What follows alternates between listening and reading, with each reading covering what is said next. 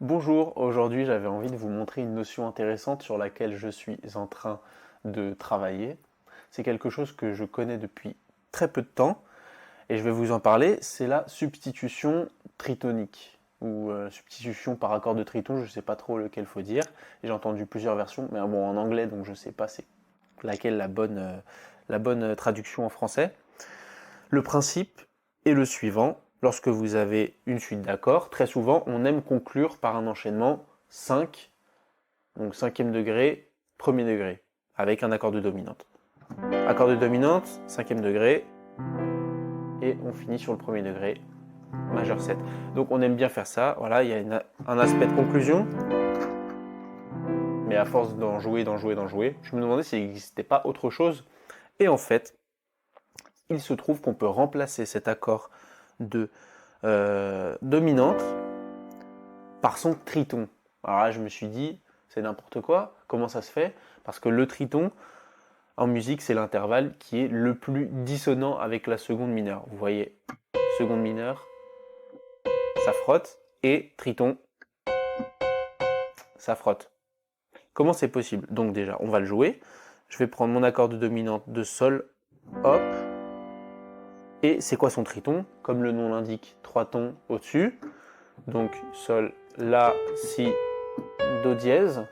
Donc apparemment, on pourrait intervertir notre accord de dominante de sol avec notre accord de do dièse dominante. On peut voir ça de deux manières. Pourquoi est-ce que ça marche? La première manière, c'est de se dire que les notes les plus importantes dans notre accord de dominante de sol, qui portent l'identité, la couleur de cet accord, ce n'est ni la quinte ni la tonique, c'est la tierce et la septième qui sont les plus importantes. Ici, la tierce et la septième, c'est le si et le fa. Et regardez, quand on a notre accord de do dièse dominante, on a aussi un si et un fa. Et en fait, c'est pour ça qu'on peut changer d'accord, donc de dominante en l'accord de dominante de son triton, et que ça fonctionne, parce que l'identité de l'accord est toujours conservée. Même si c'est un autre accord, la tierce et la septième qui sont importantes se trouvent également dans le triton. Donc on garde l'identité de cette dominante, et donc apparemment, ça pourrait aussi servir à un aspect pour conclure notre suite d'accord. Je vais vous montrer un exemple. Donc un 2-5-1 classique qui serait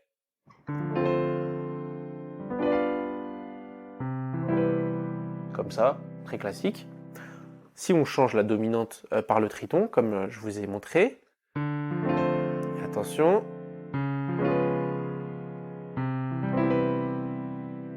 voilà, c'est un peu différent. Moi j'aime beaucoup parce que franchement les accords de dominante, enfin faire 5-1, 5-1, au bout d'un moment, on se demande s'il n'y a pas autre chose, des choses qui sonnent beaucoup plus jazz. Il y a beaucoup de choses qu'on écoute, on se dit ah mais c'est quoi ça? On n'arrive pas à mettre le doigt dessus parce que c'est tellement enrichi, c'est des accords, ils rajoutent des neuvièmes, des onzièmes, des treizièmes, des bémols de partout. On se dit mais c'est quoi la structure, c'est quoi l'harmonie? Bon là, il y a déjà un indice. Ils utilisent voilà, des accords de substitution. Le triton, très important apparemment. J'ai essayé de bâtir quelque chose autour de ça. Ça donnait quoi? Au début, je voulais le faire avec en finissant par un accord de Fa majeur 7 que j'adore. Je sais pas pourquoi, mais j'adore cet accord plus que d'autres majeurs 7. Je sais pas pourquoi. J'adore. Et donc, l'accord de dominante, c'est celui-là. Pourquoi? Je reprends notre Fa, l'accord classique pour résoudre de dominante, ce serait un Do 7, mais on le remplace par Fa dièse 7. Ce qui nous mène à notre deuxième manière de voir cette substitution tritonique, c'est que quand on résout ici en Fa majeur 7, le triton pour résoudre juste avant, il se trouve juste à côté, Fa dièse. Donc en fait, on peut tout simplement le voir comme un chromatisme. Un chromatisme, c'est les notes à un demi-ton au-dessus ou en dessous avant de tomber sur la note visée. C'est comme si c'était une transition avant de venir sur notre Fa majeur 7. Donc si on joue, voilà, hop, là on peut voir que on laisse seulement le Mi, la septième, qui sera la même, et on décale tout d'un demi-ton pour résoudre. Donc au final, on peut aussi voir ça comme un accord tritonite, comme un accord chromatique. Enfin, je sais pas si ça se dit, mais moi je vais le dire. Voilà, c'est un chromatisme. Donc j'ai voulu démarrer comme ça pour une suite d'accords. Je me suis dit, ok, je vais inclure ça, un petit 5-1 avec une substitution tritonique. J'ai aussi envie d'en faire une en Do, donc voilà, j'ai ajouté ça. Je me suis dit que j'allais commencer par un accord qui allait bien avec le Do majeur 7 et le Fa majeur 7. J'ai choisi un accord de La mineur 7. Et ça commence comme ça.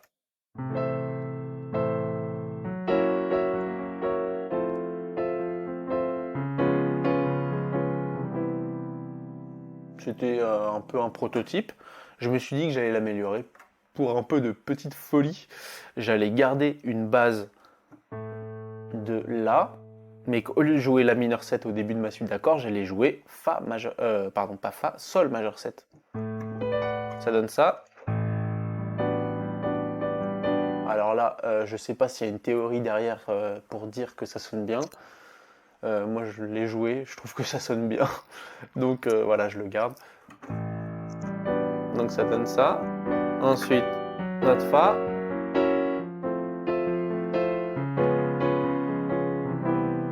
Ok. Mais je trouvais ça un peu court. Je voulais allonger un petit peu ma suite d'accords après ce Do. Donc je me suis dit, ok, j'ai mon Do. Bon, je vais retourner là, vu que j'ai enlevé mon accord de La mineur 7 du début, je vais le mettre là. Donc je suis à mon Do. Ensuite,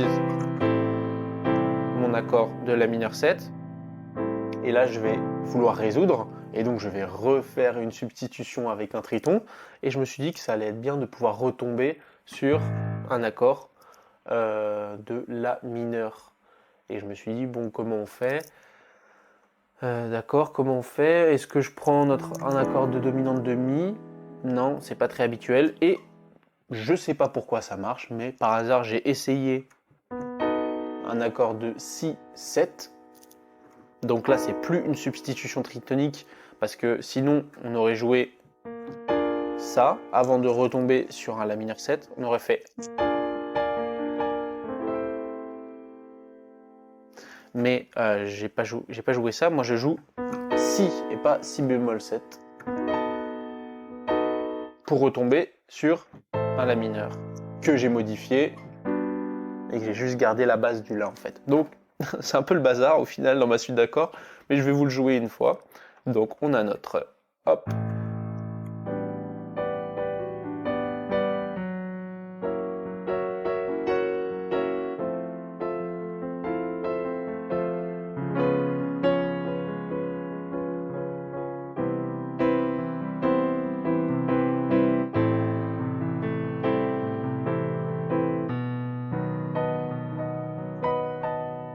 Et ensuite ça recommence.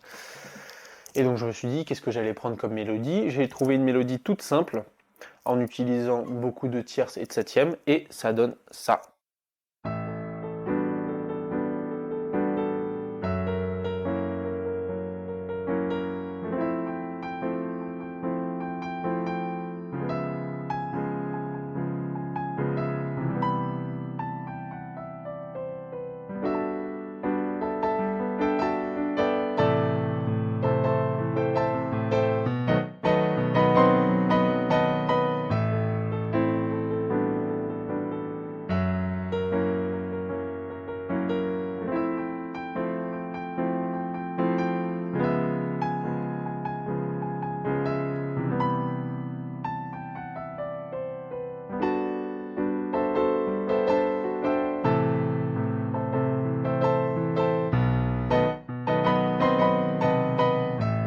Et ainsi de suite, ainsi de suite. Alors pour improviser là-dessus, ça va être tout un bordel parce que j'imagine que ça change de tonalité assez souvent avec des substitutions. Je sais même pas dans quelle tonalité je suis parce que des fois j'ai l'impression d'être en tonalité de sol majeur et mais c'est pas possible que je tienne du long parce que par exemple si on prend notre accord, bah il y a un do dièse et un sol dièse, ça c'est pas dans la gamme de sol majeur.